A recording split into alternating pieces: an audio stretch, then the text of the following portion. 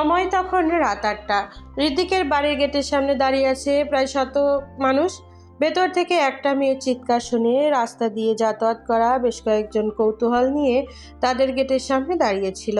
ওরা গেটে ধাক্কা দিলে ভেতরে থেকে ছিটকানি লাগানো দেখা যায়। গেটে ধাক্কা দেখে খালেদা বাহিরে উকি দিয়ে দেখতে আসে কে এসেছে। দেওয়ালে গা চেপে মাথায় কাত করে গেটের দিকে তাকান। গেটের বাইরে এত মানুষ দেখে দ্রুত মাথা সরিয়ে আবারও দৌড়ে ভেতরে যান। ওনার 1 সেকেন্ডের এই তাকানো আর সরে যাওয়ার দৃশ্য কৌতূহলী জনতার মনে সন্দেহ আরও প্রগাঢ় করে তোলে। ওনারা এবার গলা ছেড়ে হাঁক ছাড়লেন, এই গেট খুলেন, এই গেট খুলেন। এত মানুষ কি কৌতূহল নিয়ে দাঁড়িয়ে আছে তা দেখার জন্য আরও কতজন আসলো। এভাবে আস্তে আস্তে একসময় অনেক ভিড় জমেছে। বাজারের রাস্তার পাশে বাড়ি হয় মানুষের ভিড় জমতে সময় লাগেনি। ভিড়ের এত মানুষের মধ্যে কেউ ঠিকঠাক জানে না ভেতরে কি হয়েছে। শুধু এইটুকু জানে ভেতর থেকে একটা মেয়ে কান্না ভেসে আসছে। ভিড় ঠেলে গেটের সামনে এসে দাঁড়ায় তানিল। ফিহার কান্না শোনা যাচ্ছে। বুকটা ছ্যাত করে উঠল। কি হচ্ছে ভেতরে? বাড়ির সবাই আছে তো? ফিহার সাথে কি খারাপ কিছু হচ্ছে? ঋদ্ধিকের ফোন দিল। ঋদ্ধিক ফোন না ধরায় একে একে ঋদ্ধিকের পরিবার সবাইকে ফোন দেয়। কেউ ফোন তুলছে না। তানিল ডায়াল গেটে ফিহার নাম্বার খুঁজতে লাগে। সেদিন ফিহা কল দিয়েছিল নতুন কোনো নাম্বার থেকে। ফিহার নাম্বারেও কল যাচ্ছে কিন্তু কেউ ফোন তুলছে না। তানিলের উদ্বেগ এবার আকাশচুম্বী বিচ্ছেদ হলেও মনের গহীনে ফিহার জন্য পরিত্যক্ত যে ভালোবাসাটুকু আছে সেই ভালোবাসার সুতো তানিলকে চুম্বকের মতো টানছে। সে উনাদের মতো গেটে থাবা দিতে লাগলো।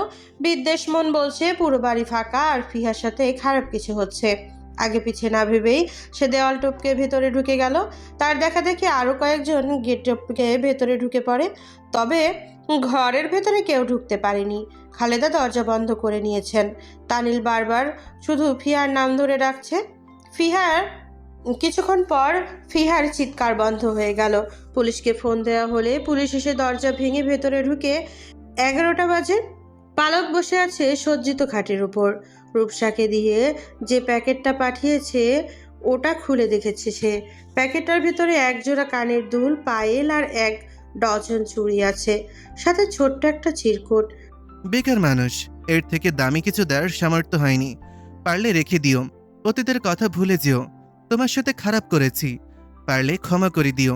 তোমার নতুন জীবনের জন্য শুভকামনা। ভালো থেকো। কাঁদতে কাঁদতে গলা ব্যথা করছে পালকের। এতদিন পর আজ এই মুহূর্তে তার মনে হচ্ছে শ্রমিক তাকে ধোঁকা দেয়নি। শ্রমিক হয়তো তাকে ভালোবাসে। আবার এটাও মনে হচ্ছে মানুষটা হয়তো অবশেষে এসেই অনুতপ্ত হচ্ছে। অবশেষে হয়তো পালককে নিয়ে ভাবছে। পালক ফুপিয়ে কেঁদে উঠল। সে তো সত্যিই নতুন করে জীবন শুরু করতে যাচ্ছিল। তবে কেন সৌমিককে আবার তাকে ভাবাচ্ছে? দরজা খোলার শব্দে প্যাকেটটি সাইডে রেখে চোখ মুছল পালক। শিহাব এসে রুমে ঢুকলো। পালককে বলা হয়েছে শিহাব যখন প্রথম রুমে ঢুকবে তখন যেন সালাম করে। এসব রেওয়াজের কথা আগে থেকেই জানে পালক। তবুও শিহাব রুমে ঢোকার পর সে খাট থেকে নামলো না। শিহাব এসব অপেক্ষা করলো না। সে এসে পালকের পাশে বসলো। দ্বিধা নাকি অস্বস্তিতে পালক একটু সরে যায়। শিহাব গলা খাকারি দিয়ে বলল, বাড়ির কারোর সাথে ফোনে কথা হয়েছে? পালক নিশ্চুপ বসে আছে।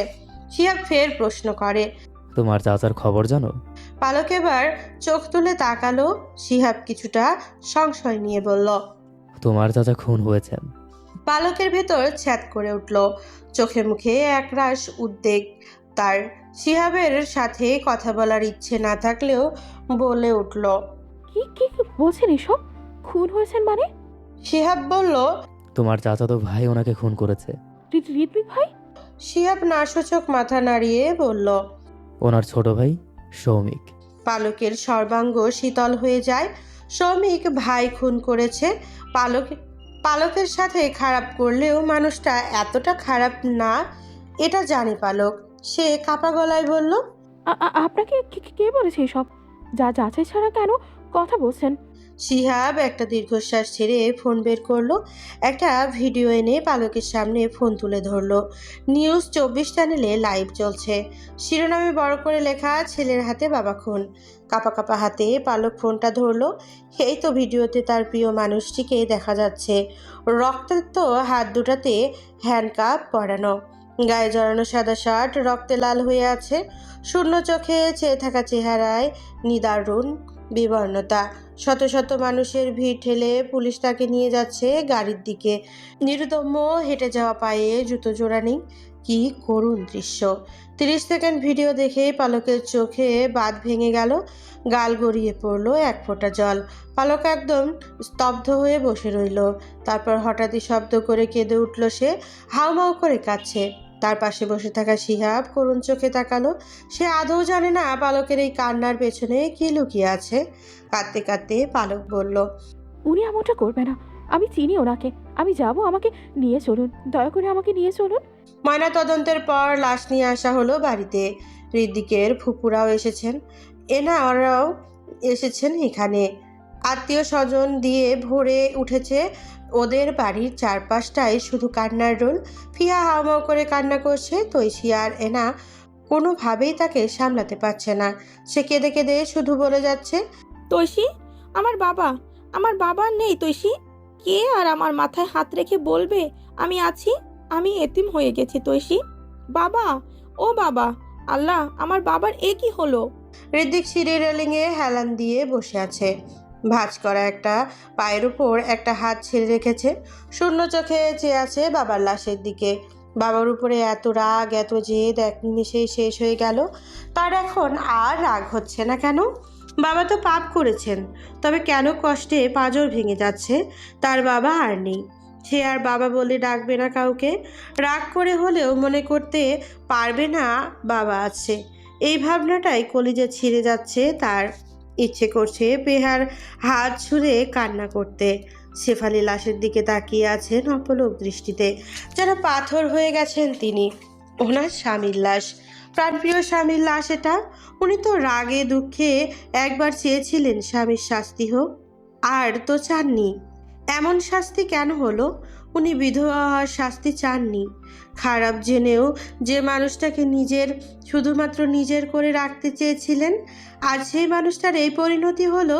অ্যাম্বুলেন্স থেকে যখন লাশ নামানো হয়েছিল, ইমরুল হক তখন ভাইয়ের লাশ দেখে অজ্ঞান হয়ে গিয়েছিলেন। মাত্র জ্ঞান ফিরল ওনার। জ্ঞান ফিরতেই পালক তার বাবাকে পানি খেতে দিল। ইমরুল খাবেন না, তাই মুখ ঘুরিয়ে নিলেন। সাদা কাপড়ে ঢেকে রাখা লাশ দেখে ভাইজান বলে চেঁচিয়ে উঠলেন। উঠে দৌড়ে যেতে গিয়ে পড়ে গেলেন হামাগুড়ি দিয়ে। লাশের কাছে গিয়ে মুখের উপরে থেকে কাপড় সরিয়ে কেঁদে উঠলেন, ভাইজান, ও ভাইজান, কথা বলো। তুমি আমাকে একা রেখে যাইও না ভাইজান।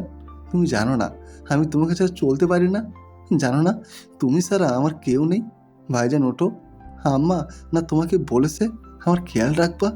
আব্বা না তোমার হাতে আমার সই পেয়ে গেছে? তুমি যাইও না ভাইজান, আমি অনাথ হয়ে যাব। ও ভাইজান, ভাইজান রে, আল্লাহ। হো হো করে কেঁদে উঠলেন ইমরুল। মানুষের ভিড় ঠেলে সদর দরজার ভেতরে পা রাখলেন হাফসা। খবর পেয়ে উনি প্রথমে আসেননি, কিন্তু বাড়িতেও থাকতে পারছেন না। কিসের একটা টান যেন ওনাকে টেনে নিয়ে এসেছেন। কলহের যে রাগ অভিমান সব ভুলে ছুটে এসেছেন তিনি। লঘুপদে লাশের পাশে এসে বসতেই ইমরুল জলসিক্ত চোখে চোখ তুলে তাকান। হাফসাকে দেখে বিস্ময়ে কান্না থেমে যায়। পরক্ষণে আবারও হো হো করে কেঁদে উঠলেন।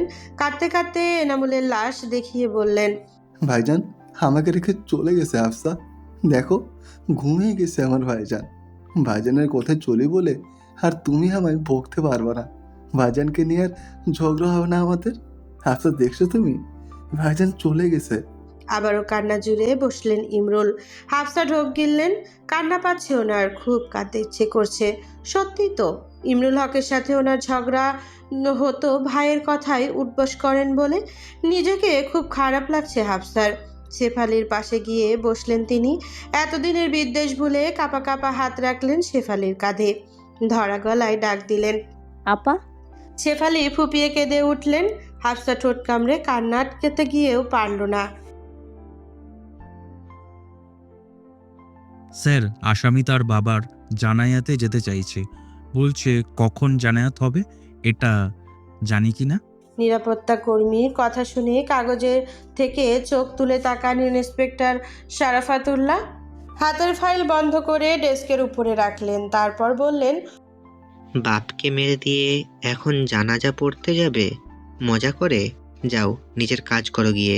লোকটা ভারী কণ্ঠে ধমকে চুপসে গেল কর্মীটা। সে আবারও চলে গেল কারাবন্দি আসামিদের ওপরে নজর রাখতে।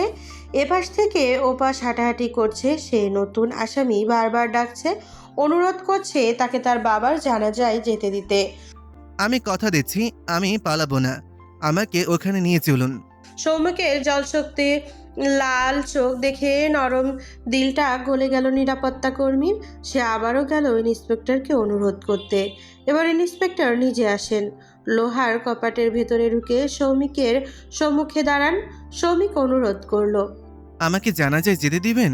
কথা দিচ্ছি।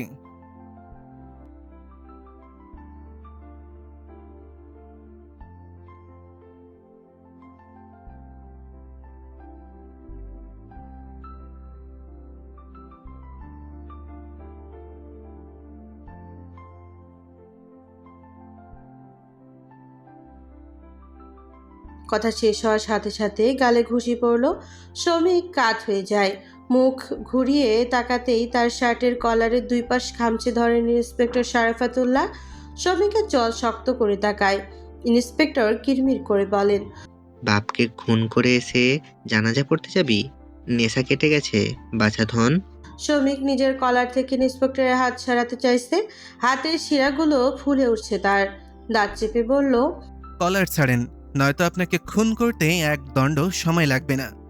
ইন্সপেক্টর তার কলার আরেকটু চেপে নিজের দিকে চাপিয়ে বললেন।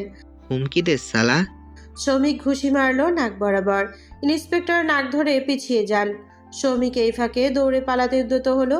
লোহার গেটের কাছাকাছি যাওয়ার আগেই নিরাপত্তা কর্মী আর ইন্সপেক্টর তাকে ঝাপটে ধরে। শ্রমিকের আপ্রাণ চেষ্টা চালায় ওদের থেকে ছাড়া পেতে, তবুও পারল না। ইতিমধ্যে বাকি সকল পুলিশ কর্মী এসে হাজির। শ্রমিকের হাত দুটো পেছনে বেঁধে ধাক্কা দিয়ে মেঝেতে ফেলে দিল। তারপর দুজনে মিলে চেপে ধরে রাখলো মেঝের সাথে। অন্য দুজন পা দুটো বাঁধতে লাগলো। ইন্সপেক্টর একটা লাঠি দিয়ে এসে সৌমিকের সামনে দাঁড়ান। মুখ তুলে তাকায় সৌমিক। ওনার নাক ফুলে লাল হয়ে গেছে। এক নাকের ছিদ্রে রক্ত দেখা যাচ্ছে। বাধা অবস্থা থেকেও সৌমিক ছটফট করে বলে, আমার হাত পায়ের বাঁধন খুলে দেন। ইন্সপেক্টর শারাফাত গায়ের সমস্ত শক্তি দিয়ে সৌমিকের বাহুর উপরে একটা আঘাত করলো। আর্তনাদে কারাগারের প্রতিটি দেওয়াল কাঁপিয়ে চিৎকার করে ওঠে সৌমিক। শারাফাতের হুকুম পেয়ে একজন এসে সৌমিকের মুখে টেপ মেরে দেয়।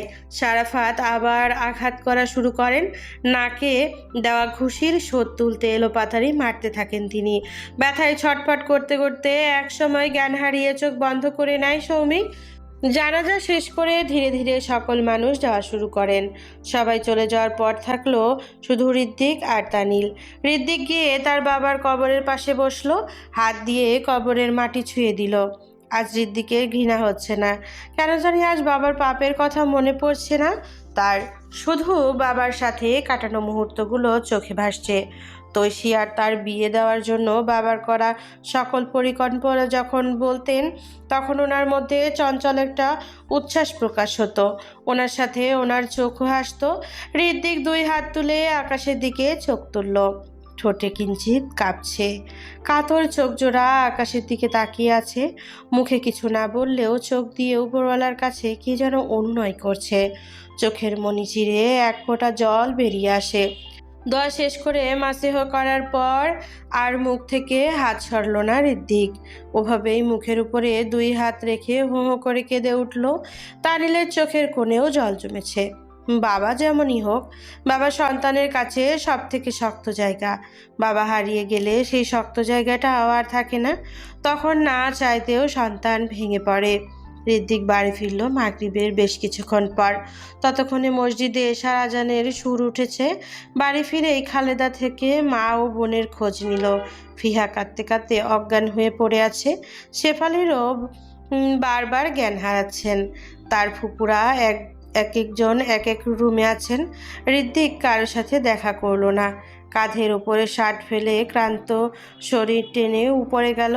তৈশির খাটে হেলান দিয়ে মেঝেতে বসে আছে। রুমের লাইট অফ করা। ঋদ্দিক শার্ট বিছানায় রেখে বসলো। তৈশি উঠে এসে ঋদ্দিকের সামনে দাঁড়ায়। ঋদ্দিক বসা থেকে তৈশিকে জড়িয়ে ধরে ফুপিয়ে কেঁদে উঠল। কাটা জড়িত গলায় বলল, আমি এতিম হয়ে গেলাম রে তৈশি। আমি এতিম হয়ে গেলাম। তৈশি ঋদ্দিকের মাথা বুকে চেপে ধরলো। কান্নার জন্য মুখ ফুটে একটা শব্দও বের হলো না। বন্ধ ঘরে মেঝেতে বসে আছে শেফালি। লম্বা চুলগুলো পিঠ ছাড়িয়ে মেঝেতে পড়ে আছে। গায়ে জড়ানো সাদা শাড়িটাও আঁচলের ঠিক নেই। আজ 1 সপ্তাহ হলো এই সাদায় নিজেকে জড়িয়েছেন। নিজের সন্তানের জন্য আজ তিনি বিধবা। একটা মায়ের জন্য এর থেকে বিরহের কি হতে পারে? আসিয়া প্লেটে করে ভাত নিয়ে এসেছেন। অনেক করে অনুরোধ করলেন 1 লোকমা খাওয়ার জন্য, কিন্তু শেফালি খেলেন না। এনামুলের মৃত্যুর পর টানা 4-5 দিন এই বাড়িতে হাফসা রান্না করে পাঠিয়েছেন। সবাই টুকটাক খেলেও শেফালি খেতে পারছেন না কিছু। ওনার গলা দিয়ে কিছু নামতে চায় না যেন। গ্রামের মহিলাগুলো এসে গেটের কাছে ভিড় জমায়। খাতিরের মানুষগুলো শেফালিকে দেখার নাম করে এসে এক একজন এক এক রকম মন্তব্য করে।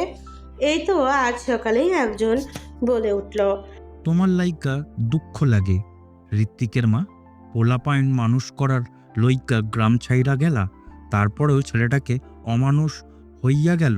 বাপের গলায় ছুরি চালাইতে হাত কাঁপলো নাই?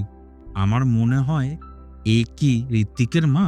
তোমার ছেলে নেশা টেশা করতো, মনে হয় বাপের কাছে টাকা পয়সায় পায় নাই, তাই এমন করেছে।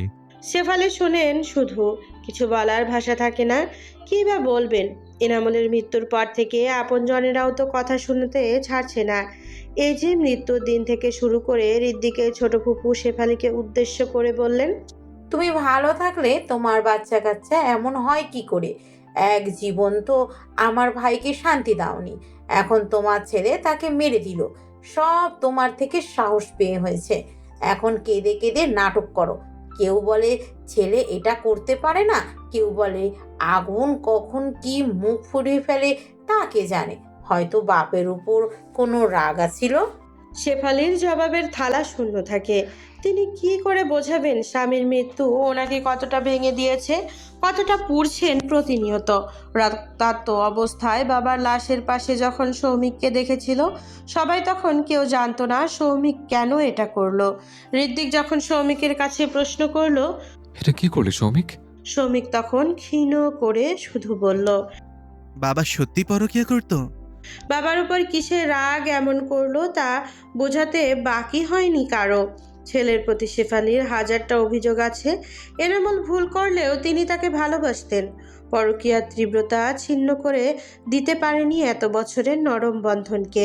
খারাপ জেনেও এনামুলের সঙ্গ চেয়েছিলেন বারংবার। তিনি যদি চাইতেন এনামুলকে শাস্তি দিতে পারতেন, কিন্তু মরণ বা বিচ্ছেদ নয়, স্বামীর এমন নির্বাক শাস্তি চাননি তিনি। কিভাবে ওনার ছেলে এরকম করতে পারলো, এই নিষ্ঠুরতম সত্য তিনি বিশ্বাস করতে চান না। কিন্তু এটাই যে সত্য। হায় আফসোস, সৌমিক যদি একটু শান্ত থাকতো তাহলে হয়তো ওনাকে বিধবা হতে হতো না। ঋদ্দিকও নিজেকেও আড়াল করে রাখে এই সমাজের প্রশ্নের হাত থেকে। ঘর থেকে বের হলেই সাংবাদিকের কটু প্রশ্নের শিকার হয় সে। যে কেউ এসে মুখের সামনে মাইক্রোফোন ধরে বলে সে আপনার ভাই কি কোন ধরনের নেশা করতো, নাকি আপনার বাবার উপরে তার কোনো রাগ ছিল, কী কারণে মূলত খুনটা করেছে সৌমিক, আপনি কিছু জানেন? ঋদ্দিক যেন বোবা হয়ে গেল। সে কারো প্রশ্নের জবাব দিতে পারে না। তার ভেতরটাও এখন অনুভূতি শূন্য। আজ কবর জিয়ারত করতে গিয়ে যখন ইমরুল কাঁদতে কাঁদতে বলেন, তুই এটা কি করলি রে সৌমিক? তোর কিসের এত রাগ ছিল আমার ভাইয়ের ওপর? তুই আমারে মাইরে দিতি। আমার ভাই কি এমন ক্ষতি করলো তোর? বল, মনে এত রাগ পুষেছিলি তুই? ঋদ্দিক তখন শুধু ওনার কান্না দেখছিল। তারও মন চাচ্ছিল এভাবে কাঁদতে, কিন্তু সে কাঁদতে পারে না। দুরূহ কিছু তাকে গ্রাস করে নিচ্ছে। সে শুধু এইটুকুই ভাবতে পারে, বাবার উপরে রাগ তো তারও ছিল।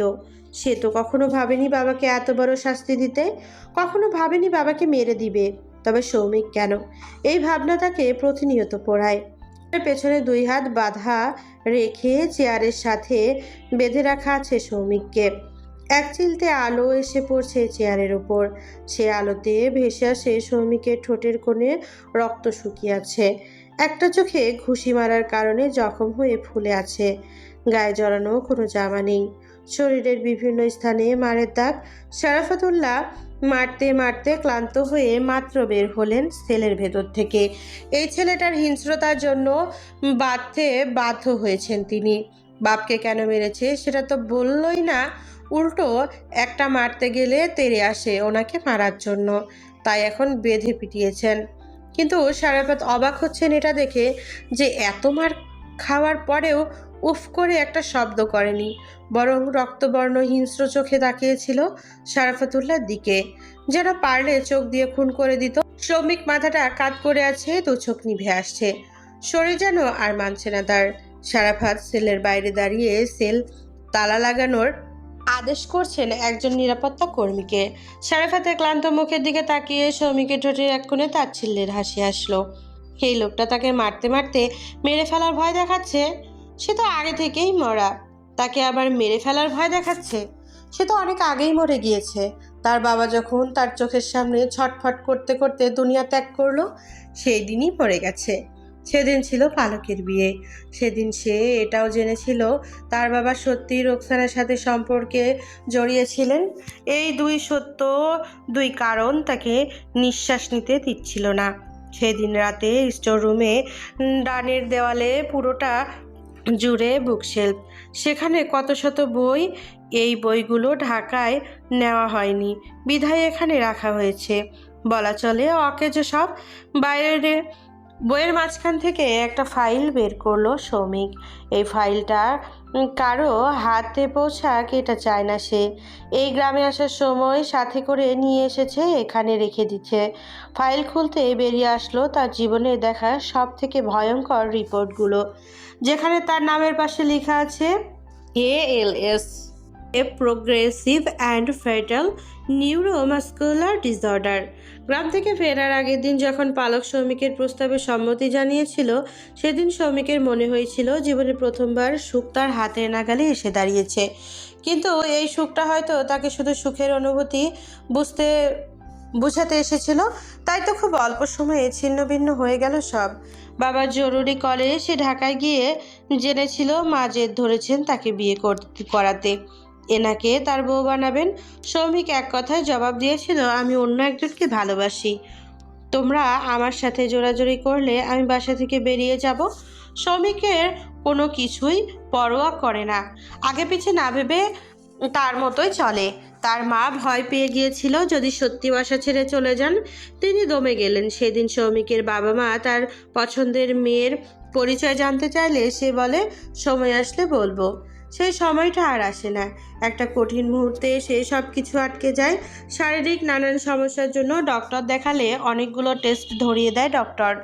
সকল টেস্ট করার পর রিপোর্ট নিয়ে গেলে ডক্টর রিপোর্ট দেখে থেমে যান। তারপর বলেন, তোমার রিপোর্টে অ্যামিওট্রফিক ল্যাটারাল স্ক্লেরোসিস ধরা পড়েছে। এ রোগে মানুষ ধীরে ধীরে শরীরের সব শক্তি হারিয়ে ফেলে। এটার কোনো নিরাময় নেই। সৌমিকের পৃথিবী ঘুরিয়ে গেল কয়েক মুহূর্তে। সে একদম স্তব্ধ হয়ে রইল। ডাক্তারের টেবিলের উপরে রাখা কাগজটার দিকে তাকালো। বড় বড় হরফে লেখা ALS, a progressive and fatal neuromuscular disorder. Soumik শব্দগুলো উচ্চারণ করতে পারছিল না। রোগটা যেন অদৃশ্য ছুরির মতো তার ভবিষ্যৎটাকে কেটে টুকরো টুকরো করছে। পালকের সাথে স্বপ্ন দেখার অধিকারও যেন এক ঝটকায় কেড়ে নিল। সৌমিক একটা ঢোক গিল। ডাক্তার বলল, তুমি হয়তো কিছু বছর বাঁচবে, কিন্তু ধীরে ধীরে হাঁটা, কথা বলা সব দুর্বল হয়ে যাবে। সৌমিক বুঝল পালককে ভালোবাসবে মানে পালকের একদিন তার অসহায়তা, তার অবলুপ্তি দেখতে হবে। তার সাথে জড়ালে পালকের জীবনটা নরক হয়ে যাবে, তাকে পাওয়াটা অভিশাপ হয়ে যাবে পালকের জন্য। এটা সে কোনোভাবেই মানতে পারবে না। সৌমিক সেদিন রাতে সিদ্ধান্ত নিল পালককে দূরে ঠেলে দিবে। নিজের যন্ত্রণা পালককে কোনোদিনও অনুভব করতে দেবে না। পরদিন থেকেই হুট করে সকল যোগাযোগ বন্ধ করে দিল। একদিন গেল, দুদিন গেল, এক সপ্তাহ গেল, যোগাযোগ বন্ধ। সৌমিক ছটফট করত একটাবার পালকের সাথে কথা বলার জন্য, তবুও দমে থাকতো। পালকের অন্ধকার একটা ভবিষ্যৎ দিতে চায় না সে। ভবিষ্যতে ভেবেছিল এই হয়তো সে নিজের আড়াল করে নিল, কিন্তু না। গ্রামে গিয়ে পালককে দেখে আবারও সব উল্টো পাল্টা হয়ে গেল। সে আবারও পালকের মাঝে নিজেকে হারালো। যখন রোগটার কথা মনে হয় তখন নিজেকে আড়াল করে আবার পালককে দেখলে সব ভুলে যায়। আর রূপসা, রিপোর্ট হাতে আসার পরের দিন রূপসা লাজ লজ্জার মাথা খেয়ে তাকে প্রপোজ করে বসে। শ্রমিক মানা করায় কি কান্নাটা না কাঁদলো মেয়েটার জেদ যেন থামছিলই না। তারপর একদিন সৌমিক তাকে সব সত্য জানিয়ে দিল। সবটা শুনে রূপসা কান্না করতে করতে সেন্সলেস হয়ে গিয়ে রূপসা সৌমিকের অসুস্থতার সঙ্গ চায়। সৌমিক ফিরিয়ে দিলে বলে তাকে বন্ধুর মতো যেন পাশে থাকতে দেয়। সেদিন ওরা ঢাকা থেকে গ্রামে আসে। রূপসাকে সৌমিক পালকের কথাটা জানিয়েই রেখেছিল। পালকের চোখে নিজেকে ঘৃণিত করতে রূপসার হাত ধরেছিল সে। পালককে যখন বলেছিল তুমি সুন্দর হলেও তোমার চালচলন গ্রাম্য আভাস মিলে, এটা আমার সাথে যায় না, তখন পালক দেখেনি সৌমিকের চোখের গভীরে কতটা ব্যথা জমেছিল। সৌমিকের কথা শুনে পালকের চোখের ভেতরে জমে ওঠা দুঃখ, ঘৃণা আর অপমানের মিশ্র ছায়া দেখে। সৌমিকের হৃৎপিণ্ড কিভাবে ভেঙে গুড়িয়েছে পালক তা দেখেনি। সৌমিকের হাতের রিপোর্টে আঙ্গুল চালালো। নিজের নামের পাশে লেখা রোগটার নাম যেন তাকে বিদ্রূপ করছিল। ALS, a progressive and fertile neuromuscular disorder. সে ভেসে আসা ক্ষীণ গলায় বলল, তোমাকে ভালোবাসা আমার শেষ ভুল ছিল পালক, কিন্তু তোমাকে কাঁদানোই আমার শেষ ভালোবাসা। আজ তার পালকের বিয়ে, তার পালক অন্য কারো হয়ে যাবে। কেউ একজন তার পালকের হাত স্পর্শ করবেই, মায়াভরা চোখ দুটোতে চোখ রেখে বলবে ভালোবাসি। সর্বাঙ্গে চলবে অন্য একজনের রাজত্ব, অন্য একজনের অধিকার। আটকে আছে এখন সম্পূর্ণ পালকেই। সৌমিকের দম বন্ধ হয়ে আসছে, সন্ধ্যা নেমে এলো বোধ হয়। এখন নিশ্চয়ই ওই বাড়িতে নিয়ে গেছে পালককে। তার পালক এখন অন্য কারো। সৌমিক বোধ করলো তার অস্থির লাগছে, দম মনে হয় আটকে যাবে এখন। সে উঠে সেলফ বইয়ের মাঝখানে ফাইলটা রাখলো। তখনই দরজা ঠেলে কেউ স্টোররুমে ঢুকলো। পেছনে ঘুরে তার বাবাকে দেখতে পায় সৌমিক। এনামুল শূন্য চোখে ছেলের দিকে তাকিয়ে ধীর পায়ে এগিয়ে আসেন। ছেলেকে দেখে জোর করে হেসে বলেন, পুরো বাড়ি তোকে খুঁজছে, তুই এখানে? সৌমিক রেখে চলে যেতে লাগলে এনামুল বললেন, আমার পুরো কথাটা না শুনে তখন চলে এলি। আমার কথাটা আগে শোন বাবা। সৌমিক চোয়াল শক্ত করে তাকালো। এনামুল অসহায় গলায় বললেন, আমার থেকে মুখ ফিরিয়ে নিস না রে বাপ। আজ সারাদিন ধরে আমি শান্তি পাচ্ছি না। তোরা যা ভাবছিস সত্যটা তা নয়। রোকসানার সাথে আমার অবৈধ কিছুই ছিল না। সৌমিক দাঁতে দাঁত চেপে বলল, লজ্জা করছেন এসব বলতেই? অবৈধ ছিল না তো মেরেছো কেন? আমি মারিনি রোকসানাকে। এনামুলের গলায় অসহায় শোনালো। সৌমিক তাচ্ছিল্য করে বলল, আর একটা মিথ্যা কথাও বলবে না তুমি। তুমি জানো তোমাদের পাপের ফল তোমরা কত আগে পেয়ে গেছো? মা যে ভাইকে মরার অভিশাপ দেয়, ওইটাও তো মা অনেক আগে পেয়ে গেছে। শুধুমাত্র তোমাদের জন্য আজ আমার এই অবস্থা। সৌমিক তাচ্ছিল্য হেসে বলল, কি কপাল আমাদের! বাপ রঙ্গলীলায় ব্যস্ত আর মা অন্যের ঘর ভাঙতে। কারোই আমাদের নিয়ে চিন্তা নেই, খেয়াল নেই। কত সৌভাগ্য না আমাদের!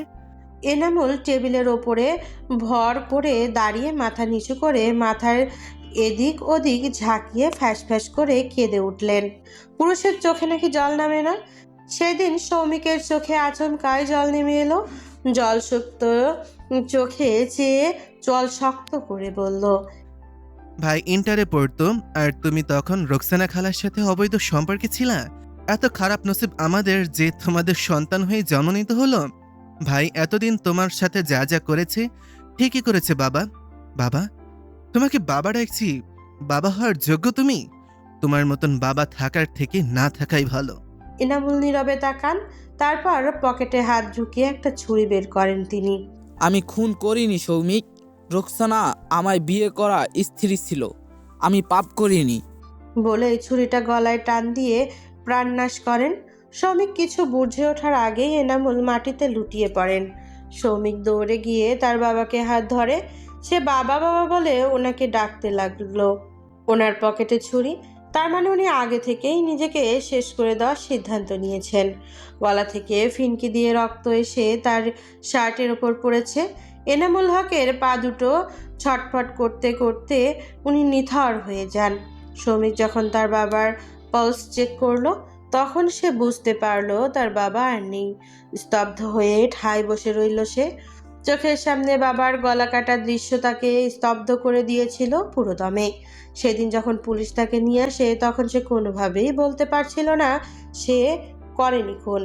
মনে হচ্ছিল সে মুখ খুলতেই লোক জানতে চাইবে এই বয়সে সুইসাইড কেন করবেন, আর তখন সত্যটা বেরিয়ে আসবে, যা চায় না সৌমিক। হেমন্তের শেষ কোণটিতে এসে শীত ছড়িয়ে পড়েছে। শহর জুড়ে বইছে সকালের স্নিগ্ধ হিমেল হাওয়া। সেই হাওয়ায় এসে ঈর্ষাদ তুলছে হৃদ্দিকে জানালার সাফেদ পর্দা। থাই গ্লাসের ফাঁক দিয়ে ঢুকে আসা রোদের সরু রেখা এসে থেমে আছে তৈশির মুখের ওপর। গায়ের চাদর মুড়িয়ে ঘুমিয়ে আছে সে। শীতের সকাল বলে শরীরটা আরো গুটিয়ে রেখেছে।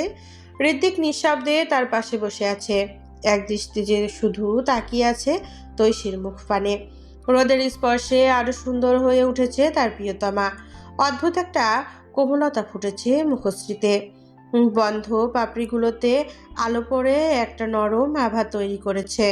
চাদরের কিনারা থেকে বেরিয়ে থাকা তার চুলগুলো রোদের আলোয় বাদামি সোনালি হয়ে ঝিলমিল করছে।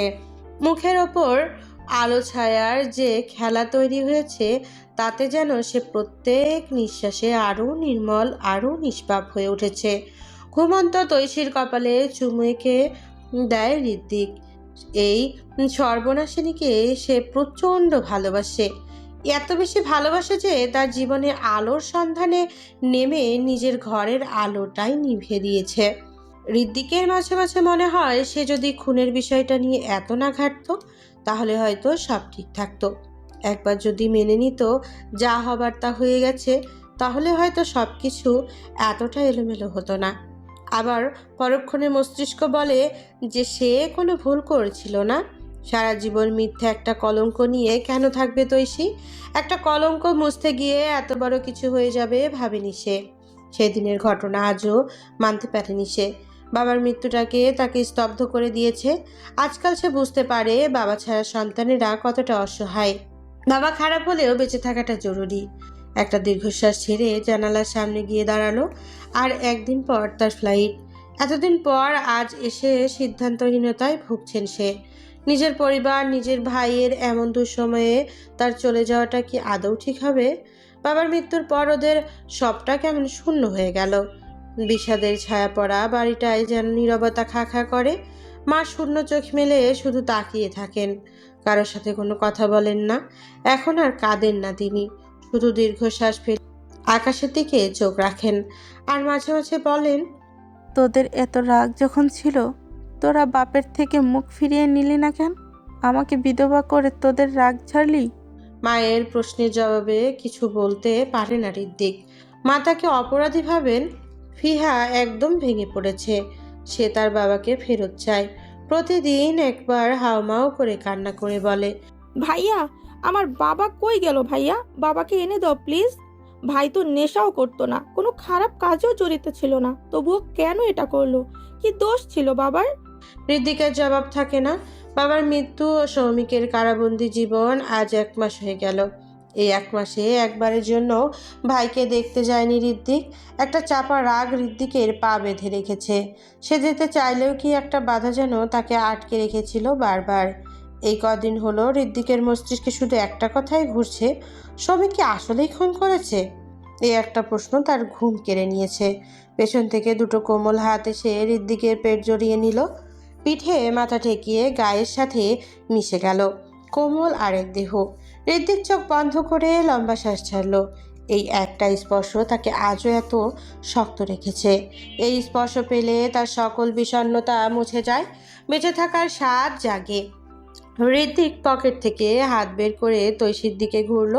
তৈশি এবার হৃদ্দিকের কোমর জড়িয়ে আছে। হৃদ্দিক তৈশির গালে আলতো করে ছুঁয়ে দিল। ঘুম ভাঙা কণ্ঠেও তুলে তৈশি প্রশ্ন ছুড়ল, সবসময় মন খারাপ করে বসে থাকেন কেন? একটা সকালও আপনার হাসি দেখে শুরু হলো না। হৃদ্দিক দীর্ঘশ্বাস ছেড়ে বলল, সৌভিকের জন্য আমার ভেতরটা তোলপাড় হয়ে যাচ্ছে তুলসী। ইচ্ছে করছে একবার বুকে জড়িয়ে ধরি, আমাকে ভাই বলে ডাকুক, কিন্তু কি যেন একটা বাধা আটকে আছে। আমি চাইলেও পারছি না বিষয়টা স্বাভাবিক চোখে দেখতে। বাবার উপর রাগ তো আমারও ছিল। আমি তো কখনো বাবার গলায় ছুরি চালানোর কথা ভাবিনি। তবে ও কেন? আবারও নীরব হয়ে যায় ঋদ্ধিক। তৈশীর কপালে কপাল ঠেকিয়ে চোখ বন্ধ করে। তৈশী বুঝতে পারছে ঋদ্ধিকের ব্যথাটা। ঋদ্ধিক তাকে সব বলেছে, কিসের বিদ্বেষ ছিল তার বাবার সাথে, তা সব কিছুই এখন তৈশীর জানা। এই 1 মাসে একবারও লোকটাকে হাসতে দেখেনি। বাবার এমন নির্মম পরিণতি মানতে পারছে না। ঋদ্ধিক চোখ বন্ধ করে রেখে বলে, জানো, পুলিশের কাছে সৌমিক যতটা স্বীকারোক্তি দিয়েছে তার একটা আমার বিশ্বাস হয় না। আবার বিশ্বাস করতে গেলেও কেমন ধোঁয়াশা ধোঁয়াশা লাগে। সে বলল, চলুন না একবার গিয়ে সৌমিক ভাইকে দেখে আসি। ঋদ্ধিক কপাল থেকে মাথা সরিয়ে চোখ তুলে তাকায়। সৌমিক অন্যায় করেছে জেনেও তৈশী নির্দ্বিধায় এটা বলছে। তৈশী বলল, আমি জানি আপনি সৌমিক ভাইকে অপরাধী ভাবতে পারছেন না। একবার তার সাথে কথা বলুন, তারপর সবটা জানার চেষ্টা করুন। আমরা যা ভাবছি আসলেই কি তা হয় বা হয়েছিল নাকি অন্য কিছু। কারাগারের সেলের ভেতরে 1 মাস কেটে গেছে। সৌমিকের কাছে 1 যুগের থেকেও দীর্ঘ মনে হলো এই মাসটা। জেলে বন্দি প্রথম রাতটা সৌমিকের জীবনের সবচেয়ে দীর্ঘ মনে হয়েছিল। জেলের অন্ধকারে স্যাঁতসেঁতে সেলে বসে সে বারবার চেষ্টা করেছিল আগের দিনের ঘটনাগুলো দুঃস্বপ্ন ভেবে ভুলে যেতে, কিন্তু চোখ বন্ধ করলে বাবার মুখ ভেসে ওঠে। বাবার অভিযোগে ভরা চোখ, রাগ, অসহায়ত্ব, কণ্ঠস্বর।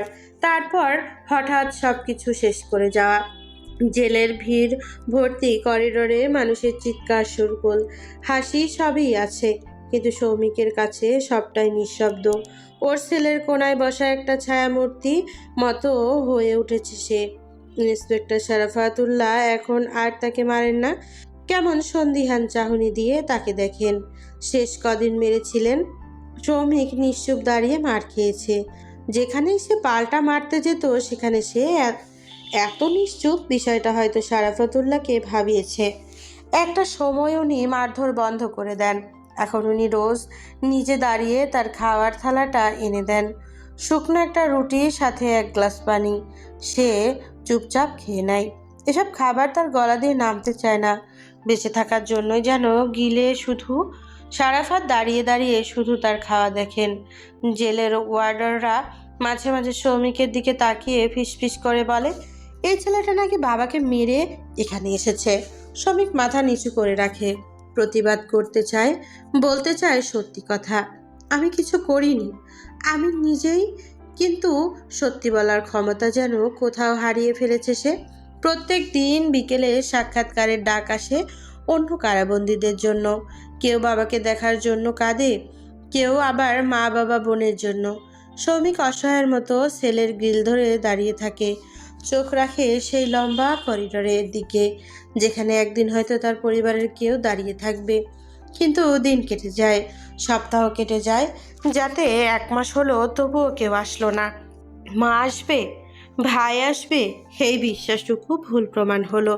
2 দিন আগে খাবার নিয়ে আসার পর শরাফতুল্লাহ প্রশ্ন করলেন, তোর বাড়ির কেউ যোগাযোগ করলো না এখনো? তোর পক্ষে একটা উকিলও নেই? কে কে আছে তোর পরিবারে? বন্ধু বান্ধব কেউ নেই? ওনার বাক্যগুলো সৌমিকের মনের ভিতরে ছুরি হয়ে বিচ্ছিল। একাকার সমান অসহায় লাগছিল নিজেকে। বাবা যখন ছিল তখন কি আসলেই সে এতটা একা ছিল? নিজেকে অপরাধী লাগে। মনে হয় বাবাকে নিজের কথার আঘাতেই মেরে ফেলেছে। জেলের দেওয়ালগুলো যেন তাকে দোষী সাব্যস্ত করে। দেওয়ালে পিঠ ঠেকিয়ে চোখ বন্ধ করে রইল সৌমিক। এরই মধ্যে একজন ওয়ার্ডার এসে ডাক দেয়, ওই ছেলে ওঠ, তোর সাথে কেউ দেখা করতে আইছে। সৌমিক একবার লোকটার দিকে তাকালো, তারপর আবারও দেওয়ালে মাথা ঠেকিয়ে বলল, আপনি বোধহয় ভুল জেগে এসেছেন। আমার নামে অন্য কোনো কয়েদি আছে কিনা দেখুন। তোর কোনো ভাইয়ের নাম ঋত্বিক? তোর নামের সাথে মিল তো দেখছি। সৌমিক দেওয়াল থেকে মাথা তুলে অবাক হয়ে তাকালো। ঋদ্ধিক এসেছে? তাকে দেখার জন্য ঋদ্ধিক এসেছে। বসা থেকে উঠে দ্রুত এসে গ্রিলের সামনে দাঁড়ালো। 1 মাস কেটে গেছে আর এখন এসেছে তার ভাই। এতদিন পর আজ কেন? সৌমিককে সাক্ষাতের কক্ষে নিয়ে যাওয়া হয়। দরজার পাশে দাঁড়ানো 2 জন নিরাপত্তা কর্মী সৌমিককে ওনার পাশ কেটে কক্ষের ভেতরে যায়। চেনাপ্রিয় 2টি মুখ দেখে পা থেমে গেল তার। সৌমিককে দেখে ভেতরটা হু হু করে উঠল ঋদ্ধিকের।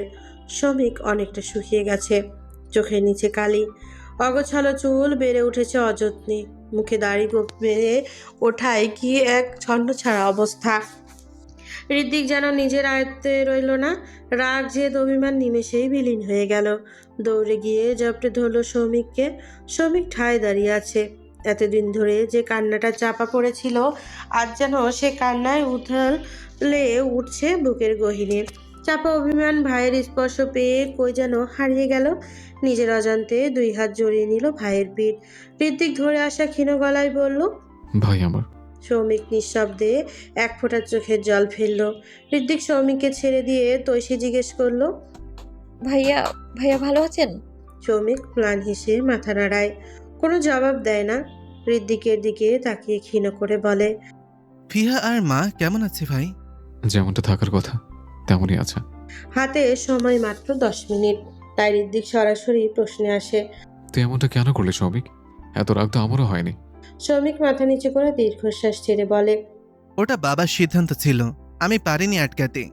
ঋদ্ধিক জিজ্ঞাসা চোখে তাকালো। সৌমিক ফের বলল, একটা সত্য চেপে রাখতে আমাদের কতটা মিথ্যার আশ্রয় নিতে হচ্ছে, তাই না? ঋদ্ধিকের চোখে সন্দেহ। সে সৌমিকের কথার গভীরতা স্পষ্ট ছুঁতে পারছে। ঋদ্ধিক বলল, বাবা নিজে। সৌমিক কাতর চোখে তাকায়। ঋদ্ধিক একটা ঢোক গিলল। বাবা এত বড় পদক্ষেপ নিয়েছেন? তো সে ঋদ্ধিকের বাহু শক্ত করে ধরে। ঋদ্ধিকের চোখে বিষাদে ভরে উঠেছে। সৌমিক ব্যথার্ত গলায়, আমি মনে হয় বাবাকে একটু বেশি বলে দিয়েছিলাম। বাবা সহ্য করতে পারেনি, আমার জন্য এসব হয়েছে। ঋদ্ধিক কোনো কথা বলতে পারল না। তার বাবা এভাবে কি নিজেকে শেষ করে দিলেন? সৌমিক নির্দোষ হওয়ার পরেও এত শাস্তি পেল। আজ পুরো পরিবার তার বিপক্ষে। এতদিন ধরে কেউ একটা বারও তাকে দেখতে পর্যন্ত আসেনি। কেউ জানতেও চায়নি সত্যিটা কি। ঋদ্ধিক একটা ঢোক গিলে নিজেকে শক্ত করে বলে, কিছু একটা ব্যবস্থা করছে, শীঘ্রই তোকে এখান থেকে নিয়ে যাব, একদম চিন্তা করবি না। ওয়ার্ডার এসে ডাক দেয়। সাক্ষাৎক্ষণ ফুরিয়ে এসেছে। ঋদ্ধিক সৌমিকের গালের পাশে হাত রেখে বলে, আমি রাতে আবার আসবো।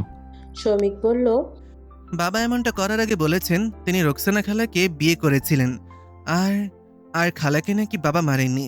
তোমার সন্দেহ ভুল ছিল ভাই। ঋদ্ধিক অবাক হয়ে তাকালো। ওয়ার্ডার এসে সৌমিককে নিয়ে যেতে লাগলো। ঋদ্ধিক এখনো ঠায় দাঁড়িয়ে আছে। তার বাবা রোকসানাকে মারেননি? যদি না মারেন তাহলে উনি সকল পুলিশকে টাকা দিতেন কেন? তদন্ত না করার জন্য? এত মিথ্যে নাটক কেন করতেন? কাকে বাঁচাতে? দিনের সব রং মুছে গিয়ে পৃথিবী তখন ধূসর হয়ে ওঠে। দূরের গাছগুলো আর গাছ থাকে না, হয়ে যায় ছায়ার মতো কিছু আছে অথচ স্পষ্ট নয়। বাতাসে ভেজা শীতলতা জমে থাকে। শ্বাস নিলেই বুকের ভিতর কেমন একটা শিরশিরিয়ে অনুভূতি ছড়িয়ে পড়ে। কুয়াশা ধীরে ধীরে ঘরবাড়ি পাথর ঘরের ওপর চাদর মেলে দেয়।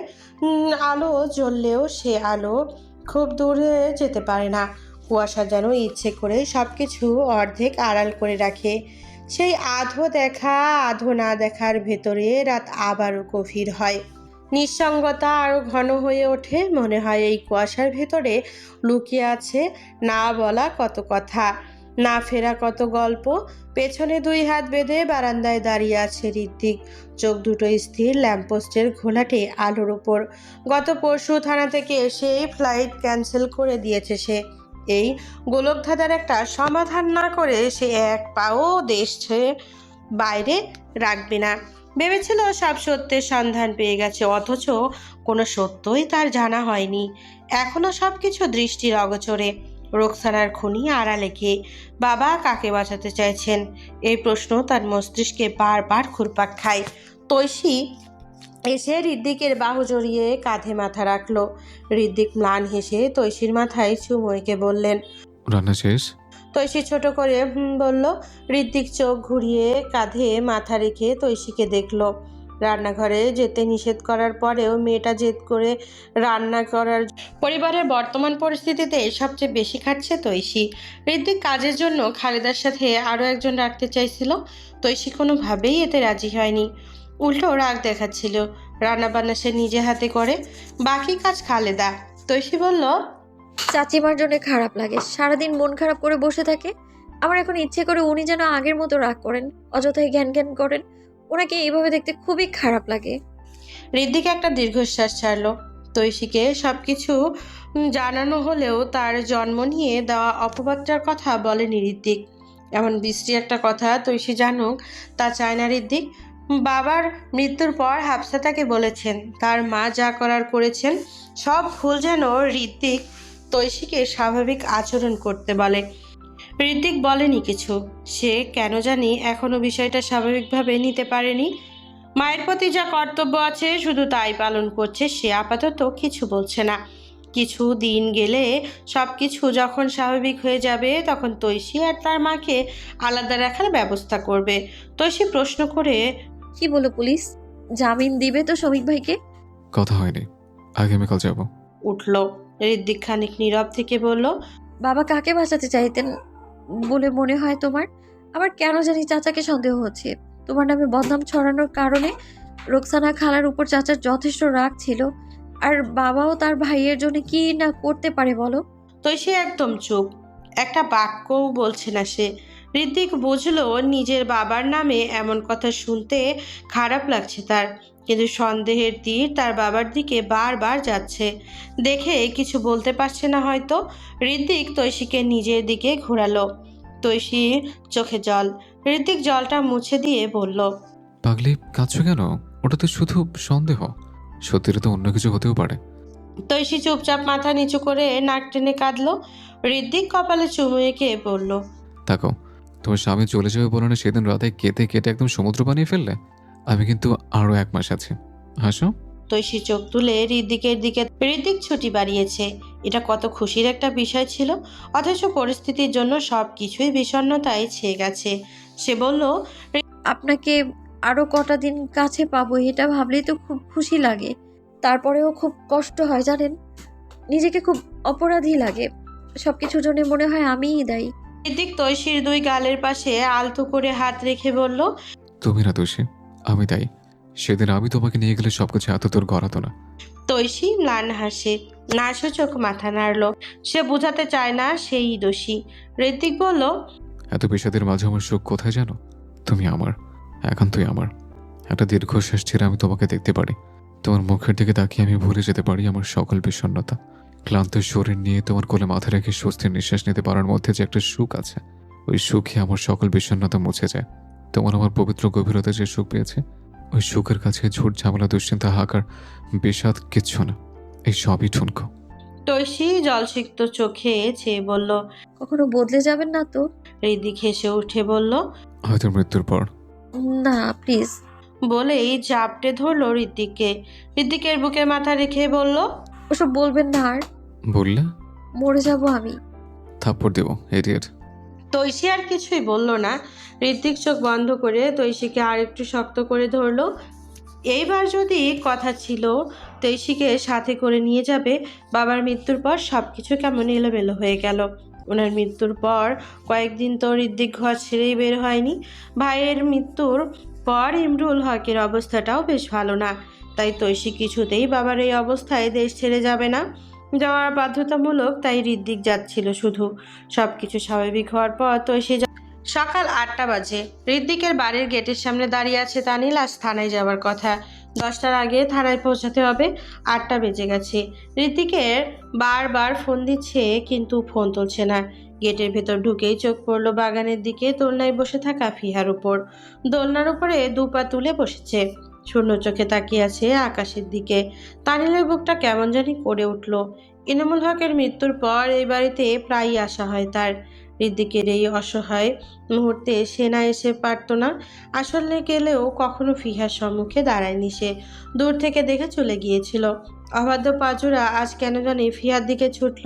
কেউ এসে সামনে দাঁড়িয়েছে অনুভব হতেই ঘাড় ঘুরিয়ে তাকায় ফিহা। তানিলকে দেখে স্বাভাবিকভাবে মুখ ফিরিয়ে নেয়, অন্যবারের মতো কাঙ্গাল চোখে তাকিয়ে রইল না।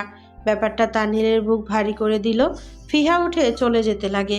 তানিল দ্রুত ডাকে, ফিয়া। ফিহা থেমে গেল, থামলেও পেছনে ঘুরে তাকালো না। তানিল ফিহার সম্মুখে দাঁড়িয়ে ফিহার মুখের দিকে তাকিয়ে বলল, কাল তোমার ফেসবুকে কয়েকটা মেসেজ দিয়েছি, দেখেছো? ফিহা সিক্ত চোখ তুলে তাকালো। তানিল তাকে মেসেজে লিখেছে তার বাবার অতীত আর ওনার সর্বশেষ পদক্ষেপের কথা। ফিহা মেসেজ দেখে কিছুই বিশ্বাস করেনি। তার মাকে জিজ্ঞেস করার পর এখন পৃথিবীটাই অচল হয়ে গেছে। সে মাকে যখন বলল ভাই নির্দোষ, বাবা সুইসাইড করেছে, এটা কি সত্যি? মা বলল ঋদ্ধিক বলেছে, উনি ছেলের জন্য কান্না করেছেন। সবাই জানতো, শুধু ফিহা জানতো না কিছু। তানিল কোনো জবাব না পেয়ে বলল। ফিয়া, ফিহা কান্না জড়িত গলায় বলল, জানতাম না কিছু, এটাই তো ভালো ছিল। এই কুৎসিত সত্য আমায় কেন জানালে তুমি? আমি কোনোটাই মেনে নিতে পারছি না। সৌমিকের জন্য খারাপ লাগছিল। ঋদ্ধিক বলেছে বাড়ির সবাই জানে তুমি ছাড়া।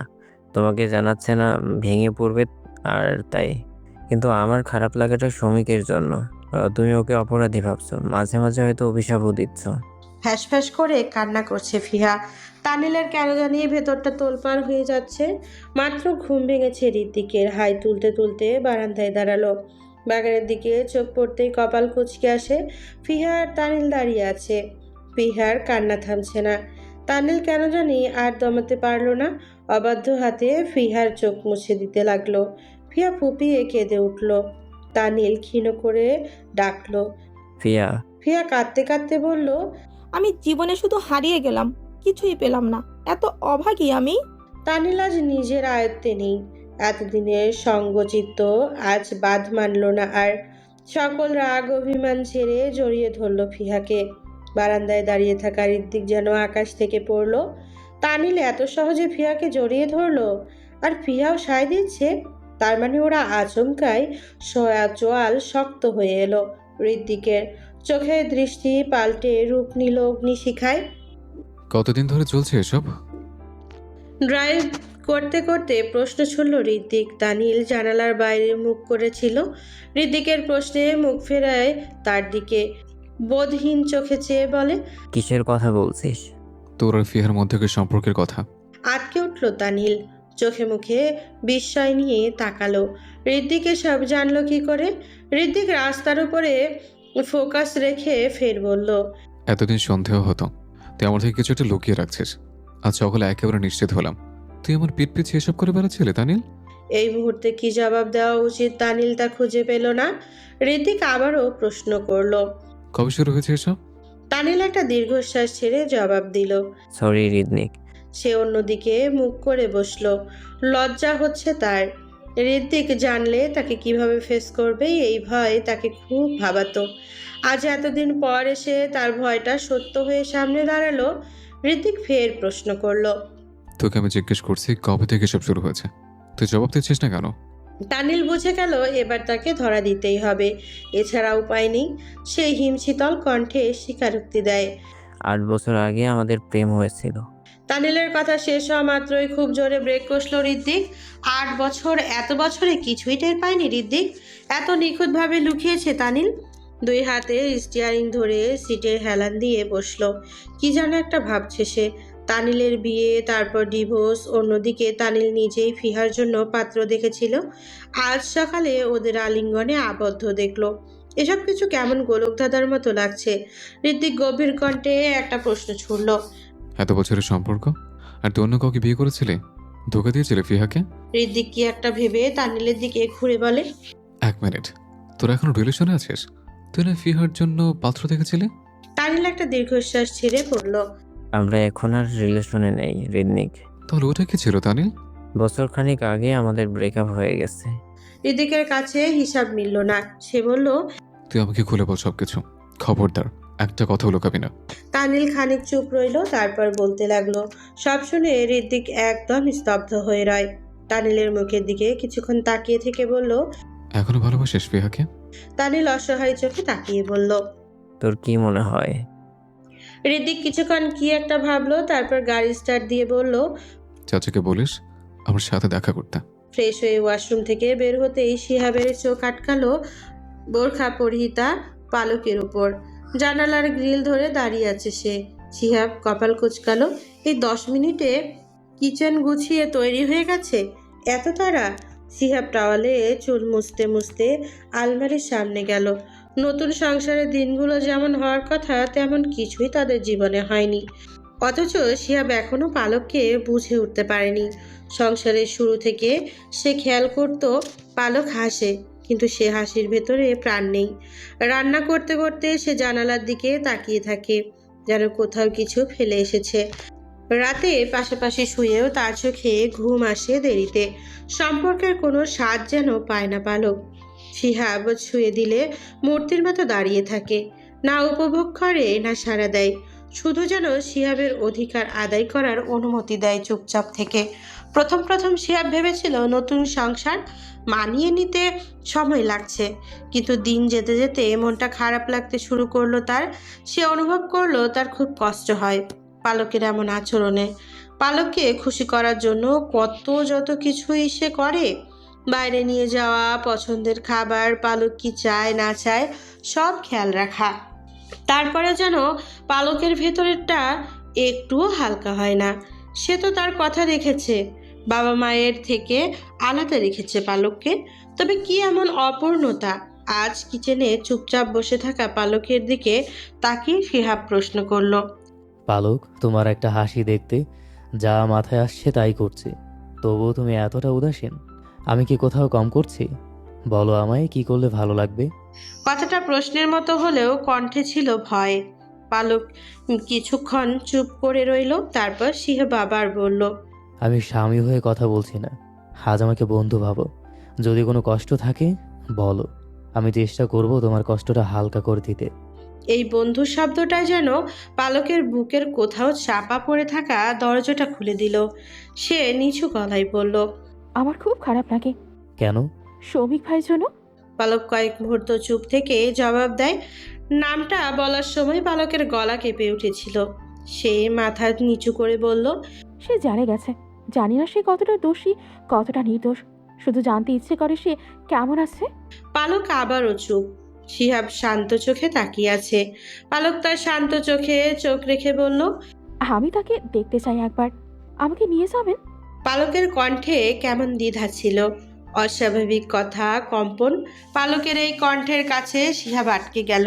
সে কোনো প্রশ্ন করলো না। কেন এই টান, কেন এই মন খারাপ, সেসব খুঁটিয়ে জানতে চাইল না। সে শুধু সম্মতি জানালো নিয়ে যাবে। তার মাথায় শুধু একটাই কথা ঘুরছিল, ওখানে গেলে পালক যদি একটু শান্তি পায় তবে তাই করা উচিত, পালককে নিয়ে যাওয়া উচিত। সে বলল, তুমি কিচেনের কাজ শেষ করে নাও, আমি ফ্রেশ হতে যাচ্ছি, আজই যাব। 10 মিনিট হবে সে কথাটা বলে এসেছিল, আর পালক এই 10 মিনিটেই তৈরি। শিহাব তৈরি হয়ে এসে বলল, চলো। দুজন একসাথে বের হলো। শিহাব বাইকে উঠে পালককে উঠতে ইশারা করলো। পালক দ্বিধান্বিত হয়ে বসলো। সামান্য দূরত্ব রইল দুজনের মাঝখানে। এইভাবে সবসময় বসে পালক, যেন সে চায় শিহাবের স্পর্শ না লাগুক। থানায় এসে বাইক থামতে দ্রুত নামলো পালক। শিহাব বাইকে রেখে নেমে একবার থানার দিকে তাকালো, তারপর বলল, চলো। থানার ভেতরে ঢোকার সময় পালক গভীর নিঃশ্বাস নিল। সে জানে না এই দেখা তাকে হালকা করবে নাকি সারা জীবনের জন্য আরো ভারী করে দেবে। কিছু সম্পর্কেও এমনই হয়, যেগুলো শেষ হয় না, শুধু মানুষটাকে নিঃশব্দ করে দেয়। সৌমিকের সাথে দুজন দেখা করতে এসেছে বলে সৌমিককে সাক্ষাৎ কক্ষে নিয়ে যাওয়া হয়। সৌমিক ভেবেছিল হয়তো ঋদ্বিক আর তানিল ভাই এসেছে। গতকাল ঋদ্বিক এসেছিল বলে গিয়েছে, আজ তানিলকে নিয়ে আসবে। তো সাক্ষাৎ কক্ষে ঢুকে শিহাব ও বোরকা পাজোরা সামনে এগোলো না। দেখা করতে শিহাব এসেছে, সাথে কে? পালক। পালকের কথা মস্তিষ্কে আসতেই পা সামনে আগালো। নিকাপের আড়ালে চোখ দুটো দেখে হৃৎপিণ্ড কেঁপে উঠল। এই চোখ জোড়া তার কত যে প্রিয়, কত যে আকৃষ্ট করে তাকে, কতবার যে খুন হয় এই চোখের চাহনিতে, তা কেবল সে তার খোদা জানে। শ্রমিক সামনে দাঁড়াতেই ঠোঁট কাঁপিয়ে উচ্চারণ করে, পালক। পালক তখনও এক পলকে তাকিয়ে আছে শ্রমিকের মুখপানে। কি মানুষটা আজ কি হয়ে গেছে, কতটা শুকিয়ে গেছে। পালকের প্রিয় চুলগুলো কেমন উস্কো খুস্কো, মায়ের জড়ানো সেই চোখের নিচে কালি পড়েছে। দেখে মনে হচ্ছে অসুস্থতা তাকে ঘিরে রেখেছে। পালকের চোখে জল জমে উঠলো। শিহাবের কেন জানি খারাপ লাগলো। পুরো রাস্তা সে ভেবে এসেছে পালক শুধু তার চাচাতো ভাইকে দেখতে যাচ্ছে, অন্য কিছু নয়। কিন্তু বিদ্বেষ মনের গহীনে যে সন্দেহ জানে, ক্ষণে ক্ষণে ওই সন্দেহটা কেমন ইশারা করলো তাকে। তবুও সে স্বাভাবিক থাকলো। শ্রমিক আসতেই প্রশ্ন করলো, আসসালামু আলাইকুম, কেমন আছেন ভাই? ওয়ালাইকুম আসসালাম। সবই শুধু সালামের জবাবটাই দিল, আর কোনো কথা বলল না সে। শিহাবের স্বাভাবিক থাকার ভেতরেও যে অস্বাভাবিকতা, খারাপ লাগা আছে, সেটা আজ করতে পারলো সৌমিক। পালক তার দিকে তাকিয়ে আছে, মায়াবী চোখ, জলভর্তি, ভেতরটা কেমন তোলপাড় হয়ে যাচ্ছে। সে গলা খাকারি দিয়ে বলল, আব, কেমন আছো? পালক ধরা গলায় অন্য প্রশ্ন করলো। আপনি সুস্থ আছেন? সৌমিক ছোট করে জবাব দেয়। হুম। কষ্ট হয় এখানে? সৌমিক মলিনে হাসে। এখন আর হয় না। কেমন আছো? পালক জবাব দেয় না। শিহাব খেয়াল করলো পালক আর সৌমিক বারবার তার দিকে তাকাচ্ছে। কক্ষের ডান দিকের দেয়ালে একটা পোস্টার টাঙিয়ে রাখা, সেখানে সাক্ষাৎ কক্ষের ভেতরে শর্তাবলী লেখা আছে। শিহাব ওটা দেখার ভান করে ওইদিকে চলে গেল। আপাতত পালকের মন ভালো করতে চায় সে। যদি তার ভাইয়ের সাথে কথা বলে তার মন হালকা হয়, তাহলে একটু কথাই বলুক। শিহাব ওইদিকে যাওয়ার পর সৌমিক বলল। শিহাব তোমায় ভালো রাখছে? সৌমিক যেন কথা খুঁজে পেল না। অতিরিক্ত আবেগী হয়ে পালকের বিয়ের আগে ওই চুড়ি, পায়েল আর চিঠি দিয়ে সে এখনো পস্তাচ্ছে। ওইগুলো পালকের নতুন জীবনে বাধা হয়ে দাঁড়ায় কিনা সেটা একবারও ভাবেনি। শুধু মাথায় আসছিল, আজ যদি অচল হয়ে যায় তাহলে কি পালকের কাছে ক্ষমা চাইতে পারবে? সেই ভাবনা থেকে সে একখানা চিঠি দিয়েছিল, যেখানে নরম করে লিখেছিল, আমায় ক্ষমা করে দিও, তোমার সাথে ঠিক করিনি। পালক ফের প্রশ্ন করলো। আমার কেন মনে হচ্ছে আপনি আমায় ভালোবাসতেন? বলুন প্লিজ। মনে হতেই পারে, মনে হওয়াতেও আর কি আসে যায়। কিছুই আসে যায় না। শিহাব তোমাকে ভালো রাখবে। আমি তোমার জন্য আর তুমি আমার জন্য, দুজন দুজনের জন্য ঠিক ছিলাম না। পালক কিছু বলল না। সৌমিকের ওই গিফটের প্যাকেট, তার ভেতরের প্রতিটি জিনিস পালকের কতটা আটকে রেখেছে সৌমিক হয়তো জানে না। পালকের মস্তিষ্কে শুধু একটাই কথা ঘুরে, শ্রমিক ভাই আমায় ভালোবাসতেন। কোনো একটা কারণে হয়তো উনি নিজেকে সরিয়ে নিয়েছেন। ওই প্রশ্ন তাকে নতুন করে বাঁচতে দেয় না। পালক চোখ মুছে বলল, চাচাকে কেন মেরেছেন আপনি? কি রাখছিল ওনার ওপর? সৌমিক ম্লান হেসে বলল, তুমি কখনো কেঁদো না পালক, তোমার কান্নাটা খুব বিশ্রী। জবাব নেই তাই কথা ঘোরালেন? কথা ঘোরাবো কেন? কথা ঘোরালে কি আর জীবনের মোড় ঘুরে যায়? পালক চোখ মুছতেছে। এই দৃশ্য দেখে শিহাবের মনে চাপা সন্দেহটা আরো ধাক্কা দিল। সে আর সরে থাকতে পারল না, দ্রুত চলে আসলো পালকের পাশে। সৌমিক একটা দীর্ঘশ্বাস ছেড়ে বলল, চাচা চাচির কি খবর? আপনারা যার সাথে দেখা করতে এসেছেন সে তো এখন সাক্ষাৎ কক্ষে আছে। অন্য কেউ তার সাথে দেখা করতে এসেছে। আপনারা অপেক্ষা করুন, ওরা চলে গেলে আপনারা যাবেন। পুলিশ কর্মীর কথা শুনে ঋদ্ধিক ও তানিল অবাক হয়ে একজন আরেকজনের দিকে তাকালো। অন্যকে সৌমিকের সাথে দেখা করতে আসবে তার বন্ধু কেউ, নাকি রূপসা? ঋদ্ধিক বলল। কে এসেছে? পালক আর হিসাব নামের দুজন। ঋদ্ধিকের হৃদয় খানিক ভাঁজ পড়ল। পালক এসেছে, সাথে আবার শিহাব। তাদের তো সম্পর্ক খুব বাজেভাবে ছিন্ন হয়েছে, তারপরেও পালক আসলো কেন? আপাতত এসব কথা ঝেড়ে ঋদ্ধিক বলল, ওরা আমাদেরই পরিবারের, আমাদের যেতে দিন।